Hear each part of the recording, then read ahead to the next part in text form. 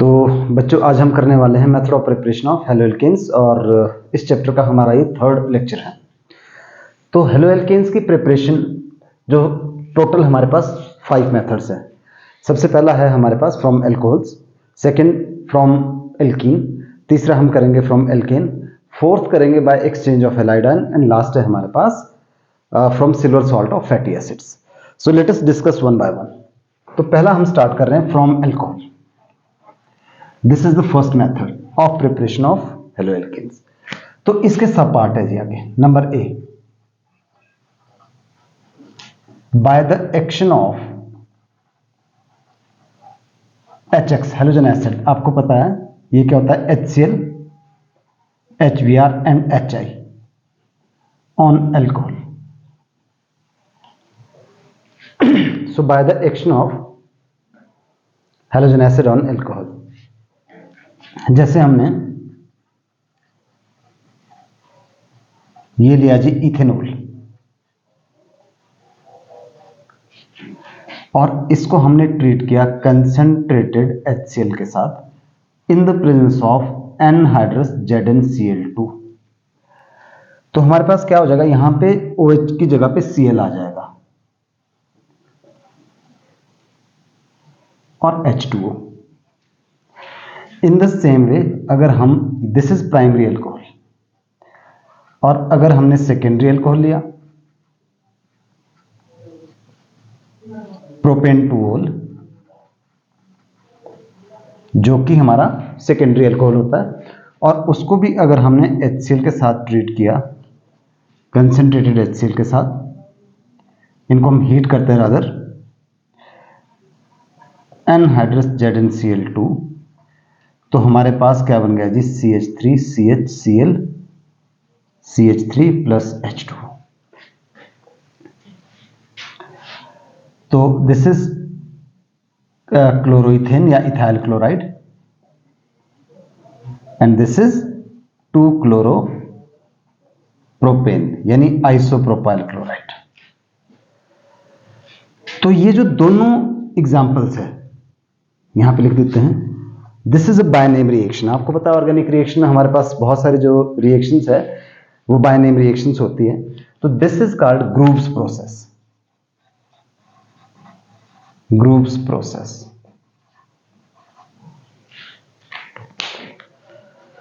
जो tertiary alcohol है वो रूम टेम्परेचर पर ही रिएक्ट कर जाता है विदाउट एनहाइड्रस ZnCl2। तो ये बन जाता है हमारे पास tertiary chloride. So this is two methyl propane two ol, या हम इसको टर्शियरी ब्यूटाइल अल्कोहल भी बोलते हैं, कॉमन नेम लिख देते हैं टर्शियरी ब्यूटाइल अल्कोहल, और इसका नाम क्या होगा, tertiary butyl chloride.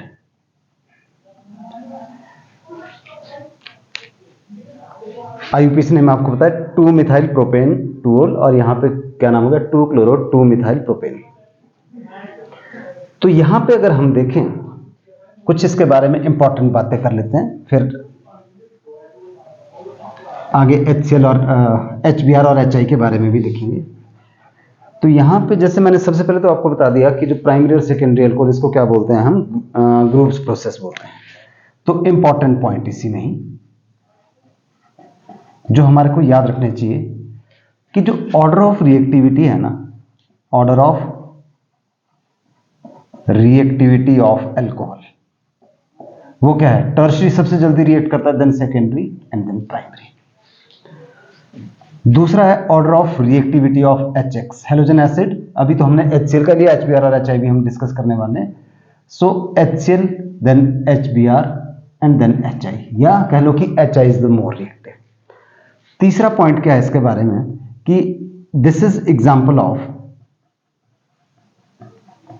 Nucleophilic substitution reaction. Nucleophilic substitution reaction, nucleophile आपको पता है जो कि क्या करते हैं, हमारे पास न्यूक्लियोफाइल वो होते हैं which has lone pair of electron और negatively charge species, nucleus loving species. तो ये हो गया जी हमारे पास। और तीसरा, सम टाइम कई बार ये पूछ लेते हैं कि रोल ऑफ ZnCl2 क्या है। Role of anhydrous ZnCl2। तो ये क्या करता है कि जो ये अल्कोहल था हमारे पास, अल्कोहल के साथ जो ZnCl2 है ना, ये कोऑर्डिनेट बॉन्ड बनाता है। ठीक है जी। उससे क्या हो जाता है हमारे पास, इसने इसके साथ कोऑर्डिनेट बॉन्ड बना दी, और जब ये इसके साथ कोऑर्डिनेट बॉन्ड बनाई तो उससे जो R और O के बीच की बॉन्ड वो ब्रेक हो, R और O के जो बॉन्ड है वो वीक हो गई। तो इस वजह से हम एनहाइड्रस ZnCl2 लेते हैं ताकि इसकी रिएक्टिविटी बढ़ जाए। जैसे मैंने आपको बोला कि टर्शियल अल्कोहल खुद ही ज्यादा रिएक्टिव होता है, तो उसमें एनहाइड्रस ZnCl2 की जरूरत हमारे को नहीं पड़ती है। तो आई होप आपने ये सारे पॉइंट नोट कर लिए होंगे, और बाकी एग्जाम्पल और देखते हैं हम इसमें। HX वाले में ही अगर हम लेते हैं CH3CH2OH और HBr in the presence of H2SO4, तो लाइक दैट हमारे पास क्या बन गया, CH3CH2Br ब्रोमोइथेन प्लस H2O। ठीक है, इथेनॉल, दिस इज ब्रोमोइथेन। और यहां पे हम एक बात याद रख सकते हैं कि जो HBr है ना, is generated in situ. In situ का मतलब होता है ड्यूरिंग रिएक्शन।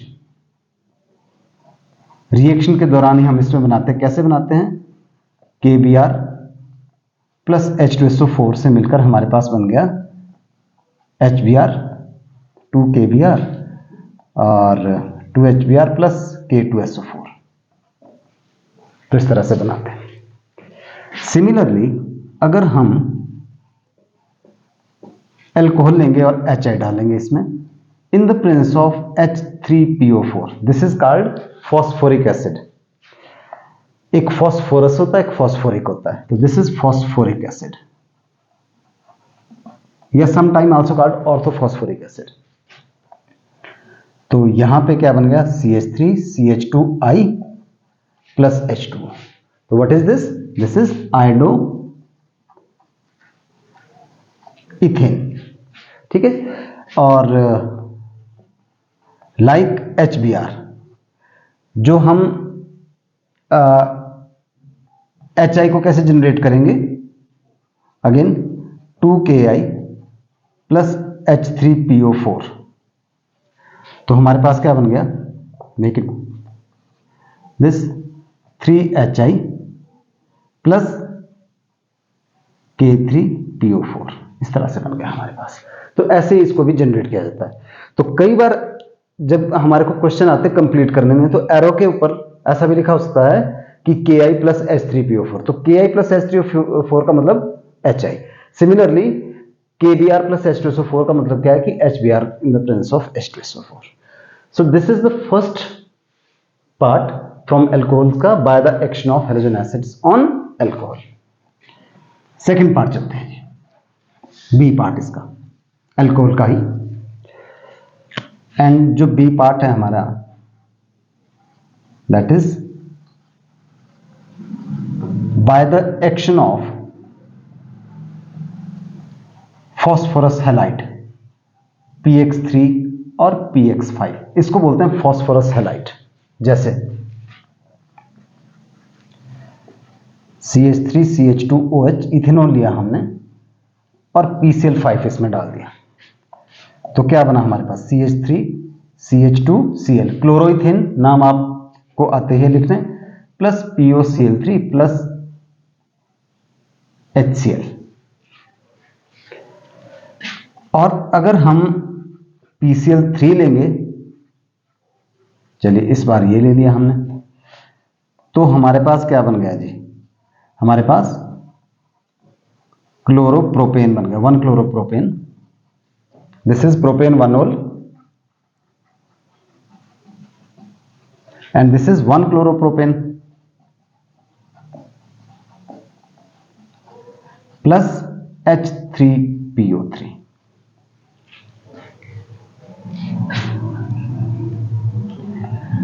और बाकी ब्रोमीन के लिए दोनों रिएक्शन में इकट्ठे लिख रहा हूं, CH3 CH2 CH2OH।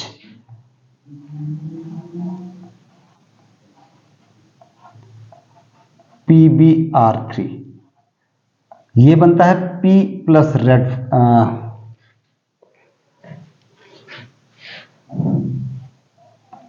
It is Br2 plus red phosphorus, और CH3 CH2 CH2 Br plus H3PO3 phosphorous acid बन गया इसमें। This is phosphorous acid.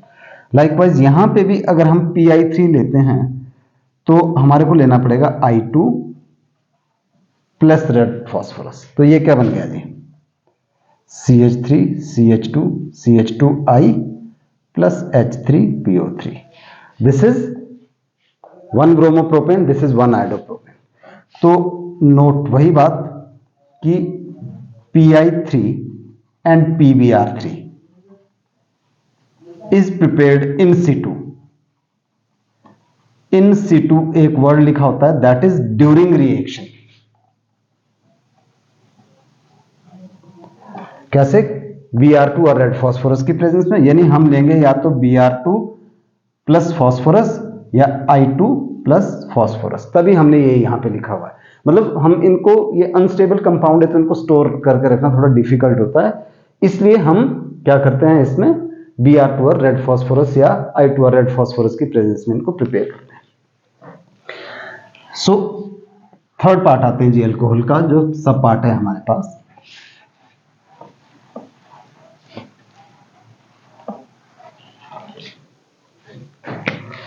जो इसका तीसरा पार्ट है, C part, by the action of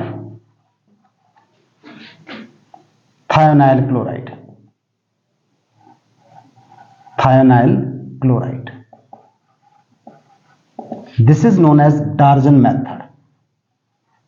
डार्जन method या प्रोसेस भी बोलते हैं हम इसको।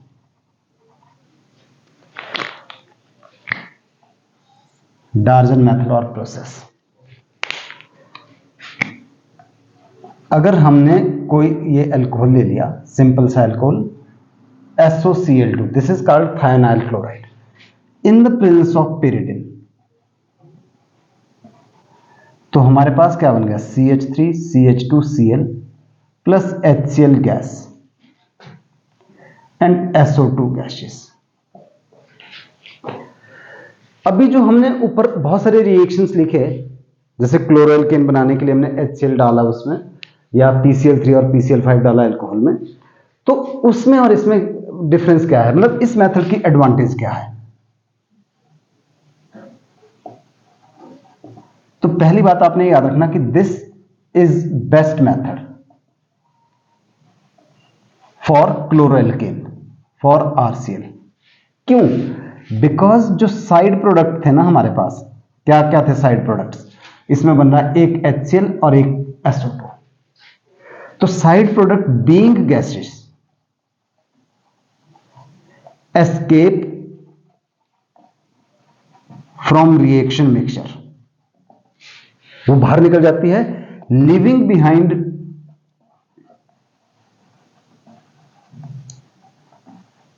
प्योर क्लोरोएल्केन। अगर हम और मेथड देखें, जैसे हमने थोड़ी देर पहले किया था कि अगर हम अल्कोहल को HCl डालते हैं उससे, तो क्लोरोएल्केन उससे भी बन जाएगा, पर साइड प्रोडक्ट क्या बनेगा, वाटर। तो यहां पे प्योर फॉर्म में नहीं बन रहा है, हमारे पास साइड प्रोडक्ट वाटर भी बन रहा है। दैट मीन्स कि किसी ना किसी मेथड से हमारे को इन दोनों को सेपरेट करना पड़ेगा, तब जाके हमारे पास अल्काइल क्लोराइड बनेगा। जबकि यहां पे एडवांटेज ये है कि जो साइड प्रोडक्ट है ना, वो गैसेस से बाहर निकल जाती है, we get only pure chloroalkane, मतलब no need to separate, separation की जरूरत ही नहीं है या प्योरिफिकेशन की जरूरत नहीं, क्योंकि साइड प्रोडक्ट तो कुछ बचा नहीं। सो ये हो गया हमारे पास फर्स्ट पार्ट, जो कि था फ्रॉम अल्कोहल से। Now second method, from alkene. From alkene. अब एल्कीन वाला जो टॉपिक है हम +1 में पढ़ते हैं, तो उसी के ही वो सारे रिएक्शन यहां पे रिपीटेड हो रहे हैं। तो इसका जो सब पार्ट ले लेते हैं जी आगे। Number A, by the addition of halogens, by the addition of halogens.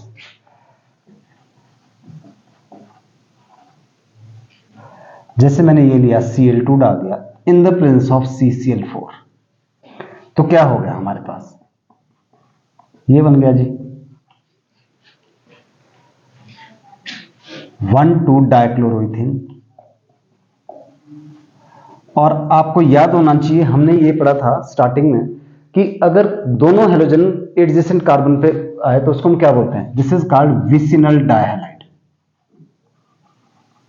This is the example of vicinal dihalide. अच्छा, और ले लेते हैं कोई,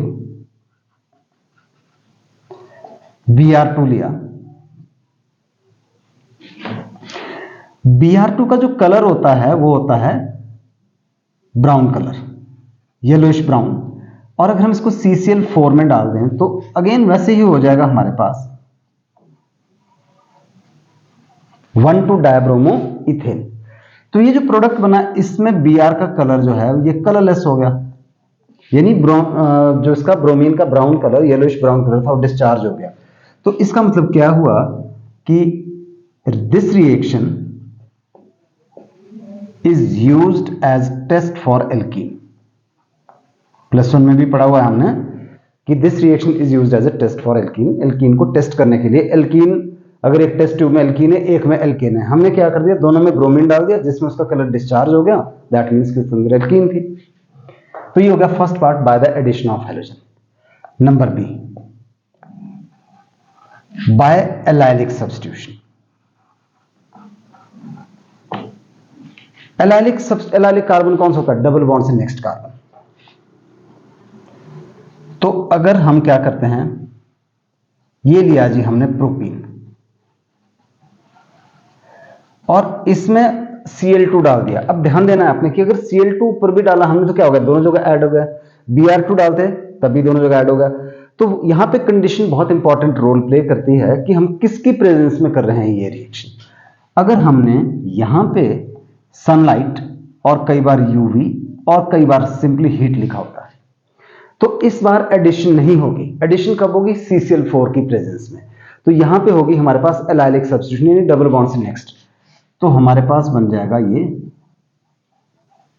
CH2Cl plus HCl, यानी this is allylic substitution, double bond से नेक्स्ट कार्बन। ये कौन सा था, this was electrophilic addition.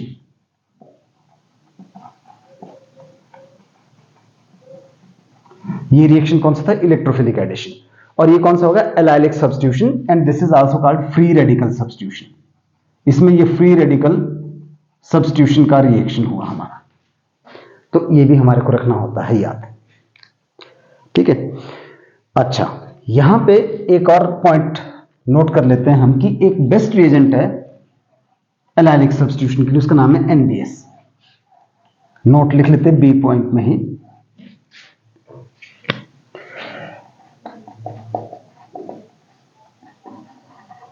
Best reagent for allylic substitution is NBS। अब ये NBS क्या है, एग्जाम्पल से देखते हैं। यहां पे CH2 CH CH3 और ये लिया जी हमने CH2 CO CO NBr। This is NBS। What is this, N bromosuccinimide. तो this is called NBS, N bromosuccinimide. And क्या हो गया, इसमें एलाइलिक सब्स्टिट्यूशन हो जाती है CH2 CH CH2Br plus succinic acid बन गया CH2 CH2 CO CO succinimide, sorry not succinic acid, it is succinimide जो साइड प्रोडक्ट बना। सो ये एल्कीन का बी पार्ट क्या हुआ, पहला किया एडिशन ऑफ हेलोजन, दूसरा किया हमने एलाइलिक सब्स्टिट्यूशन जो कि सनलाइट की प्रेजेंस में होता है, या अल्ट्रावायलेट लिखते हैं या हीट लिखते हैं, और एक और एजेंट भी यूज करते हैं which is NBS, N bromo सक्सिनामाइड।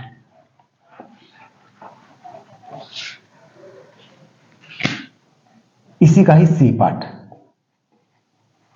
Bye addition of HX halogen acid. तो उसके भी आगे सब पार्ट कैसे कैसे, ये भी अगेन पहला है टू सिमेट्रिकल एल्कीन। भाई अगर सिमेट्रिकल एल्कीन होगी तो सिमेट्रिकल कौन होता है, जिसमें डबल बॉन्ड के दोनों तरफ इक्वल एटम्स और ग्रुप्स होते हैं, ये लिख लिया जी मैंने। तो दिस इज सिमेट्रिकल एल्कीन। इसमें हम क्या करें, HCl डाल दे, HBr डाल दे, HI डाल दे, कुछ भी डाल दें, तो हमारे को पता है कि ये पॉजिटिव पार्ट होता है, नेगेटिव पार्ट, ये पॉजिटिव पार्ट, ये नेगेटिव पार्ट।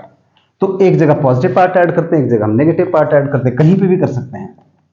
मतलब इसमें हमारे पास एक ही प्रोडक्ट बनेगा, चाहे हम जैसे मर्जी करें। मैंने क्या किया, इस जगह मैंने H ऐड कर दिया, इस जगह Cl, यहां पे क्या ऐड किया, यहां I, यहां पे H, तो प्रोडक्ट क्या बना, 2-आयोडोब्यूटेन दोनों केस में। अगर मैं रिवर्स करता तब भी क्या हो जाता, अगर मैंने H यहां पे ऐड किया होता, I यहां पे ऐड किया होता, इन दैट केस मेरे पास क्या हो गया ये, तो इसका नाम तो सेम ही होता। दैट मीन्स कि सिमेट्रिकल एल्कीन में we always get a single product. Now case 2, to unsymmetrical alkene. अगर हमारे पास एल्कीन है अनसिमेट्रिकल, इन दैट केस हमारे को याद रखना है +1 में जो हमने पढ़ा हुआ है मार्कोनिकॉफ रूल, कि उसमें दो प्रोडक्ट बनते हैं, मेजर और माइनर। तो there was a rule called Markovnikov rule. ये क्या बोलता है कि अगर हमारे पास अनसिमेट्रिकल एल्कीन है कोई भी, चाहे ये है, चाहे हमने ये ले ली, ये अनसिमेट्रिकल एल्कीन है, बोलते हैं अगर हम इसमें HCl, HBr, HI कुछ भी ऐड करते हैं तो बोलते negative part goes to that carbon of double bond which has lesser number of hydrogen atom, तो वो मेजर प्रोडक्ट बनेगा। सो नेगेटिव पार्ट कहां जाएगा, नेगेटिव पार्ट यानी Br उस कार्बन के पास जाएगा जहां पे डबल बॉन्ड, और पॉजिटिव पार्ट ऑटोमेटिकली उसके पास जाएगा जहां पे कम हाइड्रोजन है। So negative part goes to that carbon of double bond which has lesser number of, यहां पे एक हाइड्रोजन है, यहां पे दो है, एंड पॉजिटिव पार्ट कहां जाएगा, जहां पे ज्यादा हाइड्रोजन है। कई बार बच्चे बोलते हैं कि ज्यादा हाइड्रोजन तो CH3 इसके पास है। भाई एडिशन कहां पे होगी, मल्टीपल बॉन्ड पे होगी ना, तो पहले सैचुरेटेड है, वहां पे एडिशन पे कोई चांसेस नहीं है। कार्बन की तो 4 बॉन्ड बनती है जो कि ऑलरेडी बन चुकी है। तो दिस इज मार्कोनिकॉफ रूल। और फिर हम बोलते हैं कि जो मेजर प्रोडक्ट बनेगा वो 2-क्लोरोब्यूटेन इसमें बनेगा, और इस वाले में क्या बना, CH3, यहां पे हमारे पास Br आ गया, CH3 यहां पे, CH2 CH3, तो ये क्या बना, 2-ब्रोमो 2-मिथाइल ब्यूटेन। ठीक है, नाम हम पहले सीख चुके, 2-ब्रोमो 2-मिथाइल ब्यूटेन। आई होप आपको ये क्लियर हो गया होगा। तो अनसिमेट्रिकल एल्कीन में वी अप्लाई मार्कोनिकॉफ। नाउ इसी का ही third part, by addition of HX। So third part क्या है, वो है स्पेसिफिकली HBr के लिए।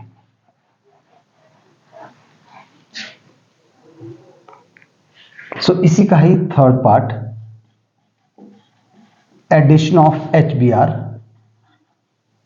ध्यान देना, not HCl and HI, HCl और HI के लिए नहीं होगा, टू अनसिमेट्रिकल एल्कीन।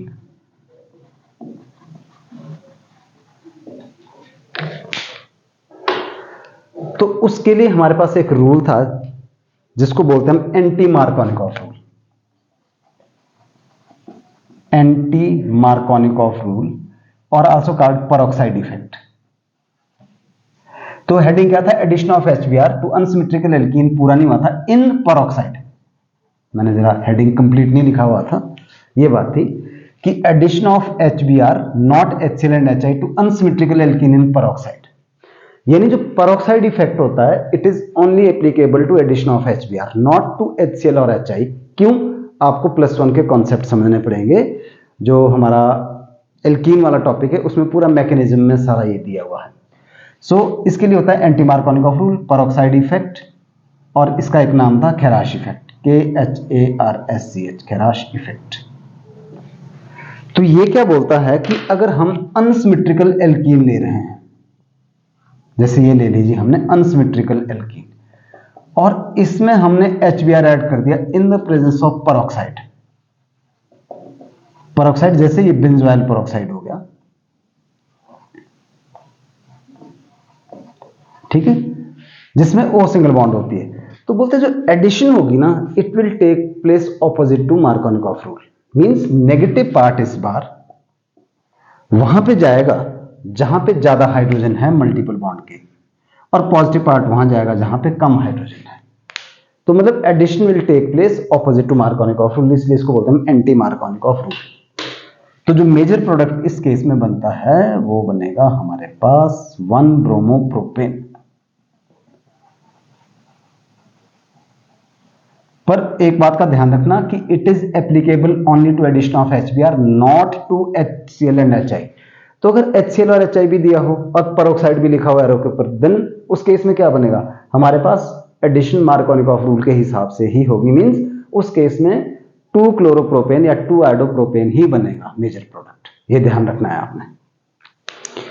तो ये हो गया जी हमारे पास second part from alcohol, from alkene, और उसके भी हमने 3 पार्ट किए, बाय एडिशन ऑफ हेलोजन, दूसरा एलाइलिक सब्स्टिट्यूशन, तीसरा एडिशन ऑफ हेलोजन एसिड, और उसमें भी सब पार्ट किए, to symmetrical alkene, to unsymmetrical alkene, and addition of HBr to unsymmetrical alkene in peroxide.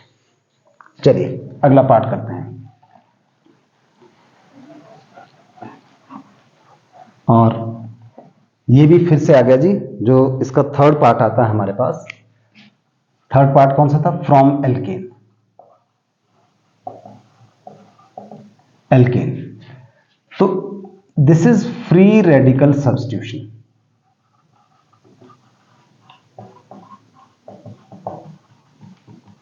This is free radical substitution. अगर हम ये लेते हैं मीथेन और Cl2 in the presence of sunlight, तो हमारे पास मोनोक्लोरिनेशन करेंगे। हालांकि चेन रिएक्शन है, आगे से आगे रिएक्शन होता है, but if we stick to monochlorination, मतलब एक ही क्लोरीन लेके आए हम हाइड्रोजन की जगह पे, मतलब 1 hydrogen is replaced by 1 chlorine, तो हमारे पास ये प्रोडक्ट बनता है। अगर हम इथेन लेते हैं तो इसमें भी क्या बन गया हमारे पास, इसकी जगह पे we can also have Br2 और सनलाइट, तो CH2Cl प्लस HCl। अगर हम प्रोपेन लेते हैं तो इसमें हमारे पास जो हाइड्रोजन है, इसको मैंने A हाइड्रोजन का नाम दे दिया, इसको B, इसको A। तो यहां पे हमारे पास 2 प्रोडक्ट बन सकते हैं सनलाइट की प्रेजेंस में। कैसे, और अगर हमारे को बोला जाए कि मेजर कौन सा है और माइनर कौन सा है, तो एक तो मेरे पास ये बना कि मैंने यहां से एक टर्मिनल पोजीशन से हाइड्रोजन रिप्लेस किया, दूसरा एक और कौन सा प्रोडक्ट बन सकता है, दूसरा ये भी बन सकता है मेरे पास। तो this is the major product and this is the minor.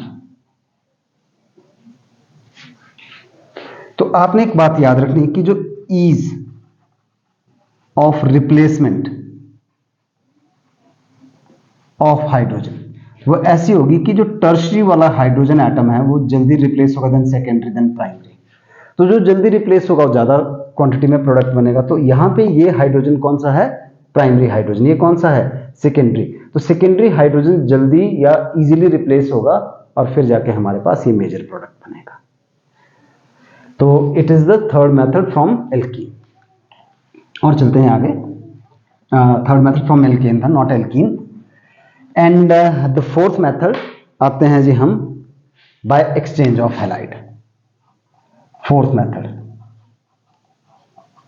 Bye exchange of halide ion, मतलब एक हैलाइड से हमने दूसरा हैलाइड बनाना है। तो यहां हमारे पास 2 नेम रिएक्शंस है इसके लिए।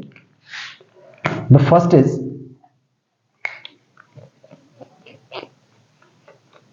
जो फर्स्ट रिएक्शन है या A कह लो, by Swarts reaction. Swarts reaction हमारे पास इकलौता मेथड है फ्लोरोएल्केन के लिए। तो इसमें हम क्या करते हैं कि RX, यहां पे X का मतलब Cl और Br होना चाहिए, और अगर हमने उसको ट्रीट किया AgF के साथ और Hg2F2 के साथ और COF2 के साथ और SbF3 के साथ, इन तीनों में से किसी के साथ भी इसको रिएक्ट करवाया हमने, तो इन दैट केस हमारे पास क्या बन जाएगा, RF बन जाएगा। तो क्लोरो और ब्रोमो को हम फ्लोरो में कन्वर्ट कर सकते हैं, and this is the only method to prepare fluoroalkane. Simplest example लिया मैंने, CH3 CH2Cl प्लस AgF, इसके साथ इसको किया हीट, तो क्या बन गया, CH3 CH2F प्लस AgCl, यानी फ्लोरोइथेन। तो क्लोरोइथेन से हमने क्या बना दिया, फ्लोरो इथेन बना दिया जी हमने। ठीक है, तो ये हो गया बाय स्वार्ट्स रिएक्शन। इनमें से हम कोई और रिएजेंट भी यूज कर सकते हैं। बी पार्ट इसका, that is Finkelstein reaction. By Finkelstein reaction, इसको फिनकेल्स्टन भी पढ़ते हैं, फिनकेल्स्टन भी पढ़ते हैं, जो भी आपको ठीक लग रहा है। फिनकेल्स्टन और फिनकेल्स्टन रिएक्शन, इसमें क्या करते हैं हम कि अगेन क्लोरो और ब्रोमो को जब हमने NaI के साथ ट्रीट किया in the presence of acetone और इथेनॉल, तो हमारे पास क्या बना, हमारे पास बन गया जी Ri plus NaX। For example CH3 CH2Br plus NaI, again acetone और मिथेनॉल की प्रेजेंस में क्या बनेगा हमारे पास, will get CH3 CH2I plus NaBr। अगर यहां पे Cl लेंगे तो यहां पे क्या हो जाएगा, NaCl हो जाएगा। तो यहां पे एक बहुत इंपॉर्टेंट क्वेश्चन है कि what is the role of acetone और मिथेनॉल, ये बहुत जरूरी है इस केस में हमारे को समझना।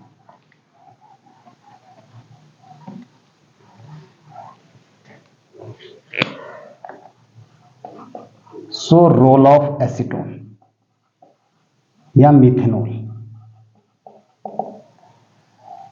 इनफैक्ट क्या है कि जो ये NaX यानी NaCl और NaBr बना, ये क्या होता है, ये वाटर में तो ज्यादा सॉल्युबल है, तो उस केस में क्या होता है कि रिएक्शन हो जाता है रिवर्सिबल। पर अगर हम एसीटोन और ये डालें तो उसमें ये लेस सॉल्युबल है, मतलब उसमें प्रेसिपिटेट बन जाते हैं इसके, किसके, NaCl और NaBr के।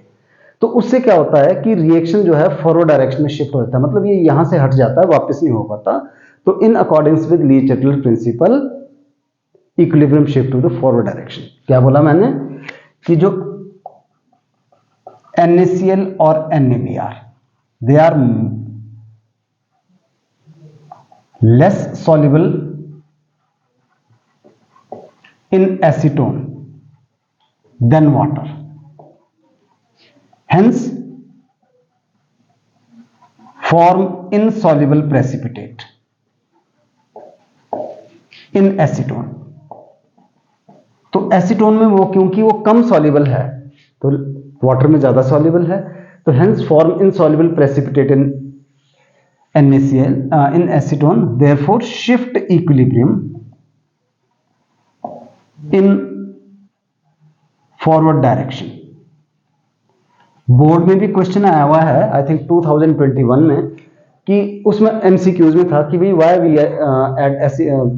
why this reaction is carried in the presence of acetone। तो उसमें ऑप्शन दी थी कि NaCl या NaBr is more soluble in acetone, less soluble in acetone, equal soluble in acetone। तो एग्जैक्ट रीजन पता होना चाहिए कि it is less soluble in acetone than water, hence form insoluble precipitates and thus shift equilibrium in forward direction according to Lee-Chatelier principle। +1 में पढ़ा हुआ है हमने, ठीक है। तो अगर हम इसको यहां से हटा पाए ताकि रिएक्शन वापस ना हो जाए, तो रिएक्शन आगे की साइड को शिफ्ट हो जाएगा। And the last method,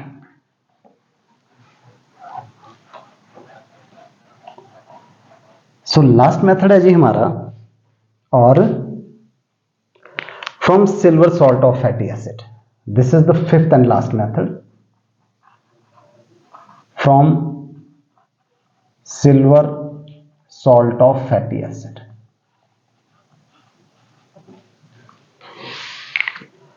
From silver salt of fatty acid. तो इसमें हमारे पास एक रिएक्शन है, उसका नाम है बोरोडीन हंस-डिकर रिएक्शन, या simply sometime called Huns-Dicker reaction. It is example of decarboxylation. अब ये decarboxylation क्या होता है? Decarboxylation होता है removal of CO2. जब हम CO2 को रिमूव करते हैं इसको बोलते हैं decarboxylation.